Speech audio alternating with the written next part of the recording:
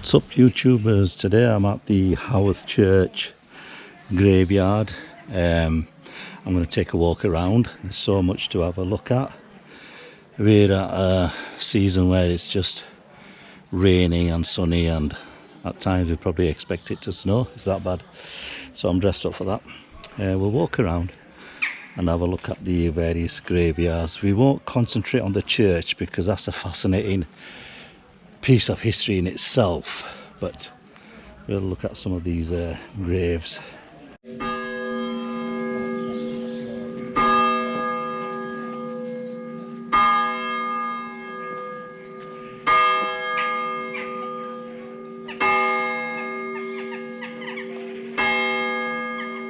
If you look here in theirs, you'll notice the depth of the graving. Yeah. It's something I've read. What they've done is they've actually opened the grave, yeah, and introduced more deceased from the same family. Right, okay. And they've added extra writing, right, on the tombstone itself. So you can see the can you see? Yeah, they've had to really squeeze it in as well. Yeah, yeah. So that's quite interesting. That seems to be a theme here of like younger people deceased.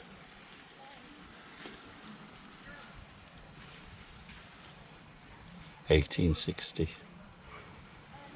So nice, yeah, well, I was just looking at it. Looks like a bit of a wind instrument there, and then you've got a music sheet.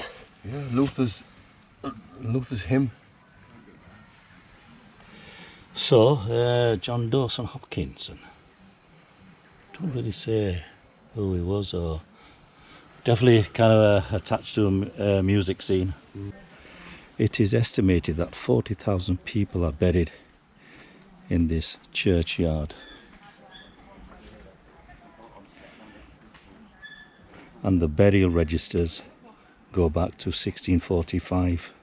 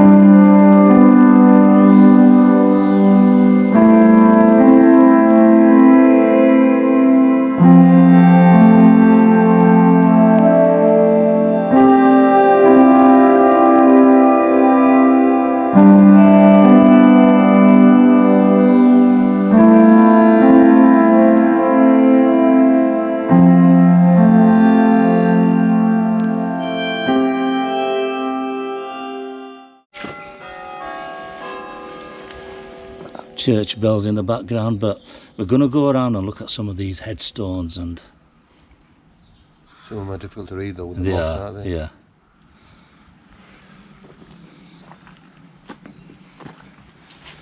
Yeah, like I said, 40,000 burials here. You wouldn't have thought. Such a small area. Yeah.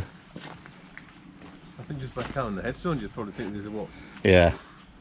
I think we get the impression that, yeah. Well, this is the thing, you see. I think people in generally think each headstone goes to one person, but there's multiple burials underneath. Yeah. That's where we sort of go confused with it. Yeah, but it can't be easy having to. Oh no, no. You know, having to. Yeah. You know, dig up the grave again because it's so tightly compact. Yeah. Oh, look. Yeah. Child of David there.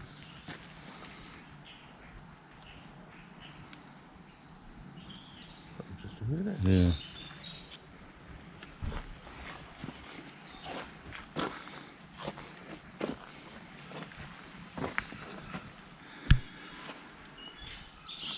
All the way up there. I mean, to be honest, I think most of this land is quite unstable. I felt it when I was walking across earlier on. So it's you've got to be really careful. But there is a little pathway here. Shall we just go through this pathway? Yeah, I think we should. Oh, there you go. Let's have a look.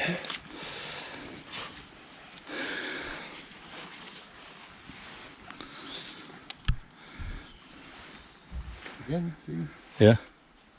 Interesting, isn't it? Yeah. Let's just put the torch on there. Let's have a...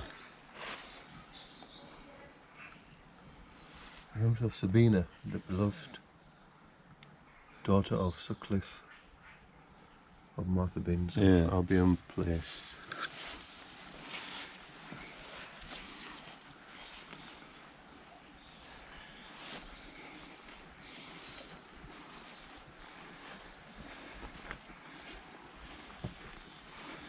One thing I've noticed is there's a lack of maintenance, don't you think? You know, at least the greenery and the grass is a bit outgrown, aren't they? And a strange name, I mean, 𝗂𝗵𝗂𝗶𝗃. Oh, there. And that's very much out of keeping with the rest of the 𝗂𝗵𝗂𝗶𝗃. Is that 1799? No, that's born 1878 when he passed away. Yeah.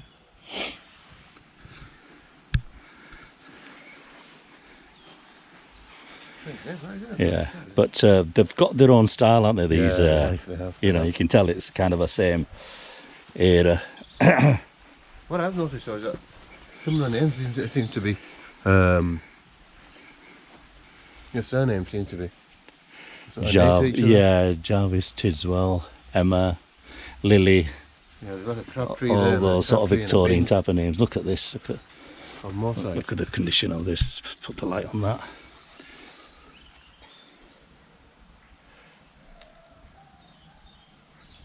Oh, I can't see the rest of it. Yeah.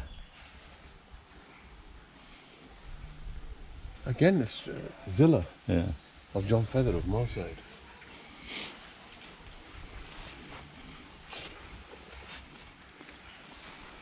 Wouldn't expect, like, you know, non-English sounding names or looking names in you know, in this graveyard, which is compass there as well. So again, musical notation. What does it say? What's the something for? John Rushworth. I'm seeing a couple of these, aren't we? We've seen a few of these, you know, with like a sort of kind of a historic, musical background. Yeah, I think it's a Freemason as well. Can you see this compass on there as well?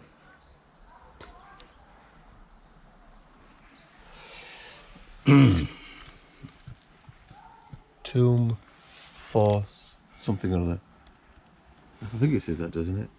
Oh, I can't read it. If anybody else can read that, let us know where it is. But I wonder if the actual music is actually punched out onto the stone. 1866 when he died. But that's a very interesting feature you don't often see. But there's a couple of these I've just seen now in this particular yard.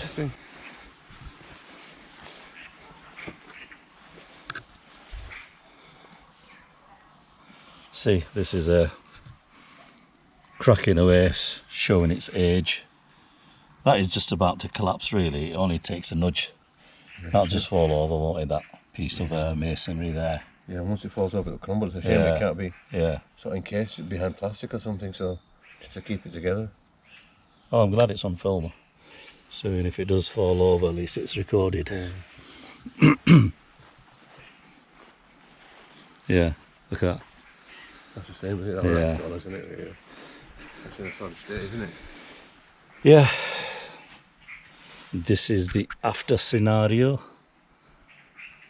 Yep, this is what could be. Yeah.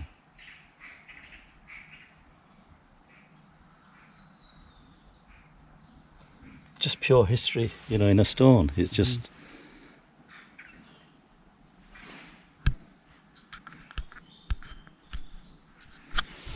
Right, let's walk further up. There are actually quite a few tourists around here when we came through. I think the Americans as well, did you hear them? Yeah. It's pretty standard, to be honest. I don't think the Japanese don't have massive long lenses. Yeah, put your torch on that. Well, look at that. Yeah. Look at the moss on there. Yeah. Surreal, innit? Which is, isn't it?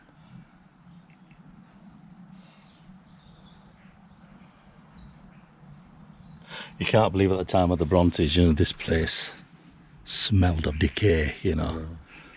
And thanks for Patrick Bronte for doing something about it.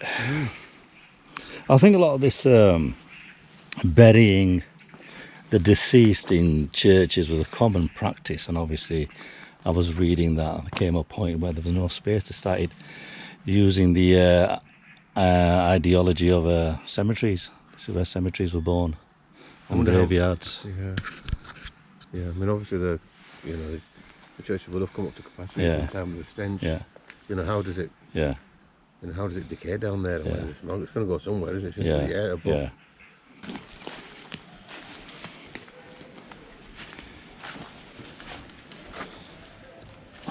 Tissue for this, I don't know. So this is supposed to be the grave of the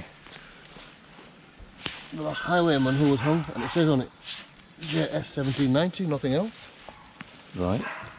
That's just the marking to it. JS on the grave. 1796. Yeah, 1796. Can you see it from this side? Yeah, come around. It's very nondescriptive, isn't it, really? So this is the his grave. There you go. There's a little poster outside. We'll have a look. This is the grave we've just been to, the last highman to be hanged, GS 1796. Now, anybody out there who's watching this video, does it mean the last highman in UK or around this region? I'll be interested. But there's a history. Yeah, that's right, and it's the same. And there's the grave. That's right, yeah, and it's the same what's on the grave, GS 1796, nothing else.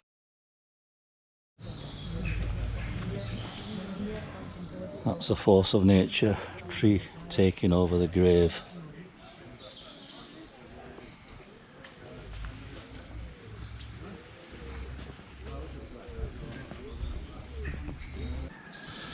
So there you go, folks. What do you think, 𝗵𝗂𝗃𝗏?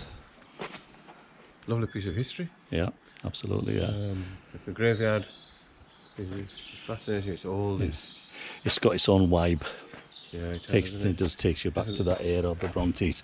But I'm hoping sooner or later we'll do a separate video on this church. Yeah, we'll do. Again, a lot of history. There's a sundial just there. We'll have a look at that in more detail later on. But thanks very much for joining us. Until our next vlog, peace out.